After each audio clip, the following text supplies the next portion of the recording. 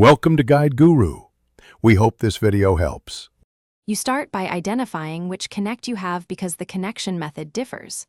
Once done, locate the matching cable or official adapter and a power brick if required. The adapter converts Kinect to USB for newer consoles. Plug the power first so the sensor initializes, then connect the USB to the console.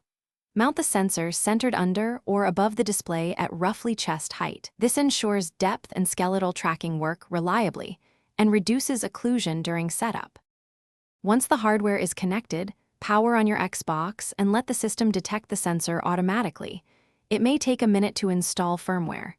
You should see the Kinect listed in Devices and Accessories. If present, choose it to run the setup flow.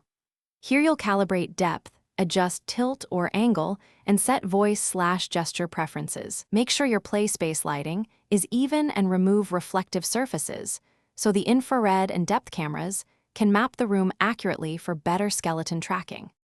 You finish by testing voice commands and a sample app or game to confirm tracking and audio pickup. If players aren't detected, slightly change the sensor angle or step back until full bodies fit in the frame. Depth sensors need clear line of sight. If detection fails, power cycle the console and Kinect, verify the adapter and power brick connections, and try another USB port or known good cable. If problems persist, the single most useful tip is to rerun the Kinect setup in settings after a full power cycle.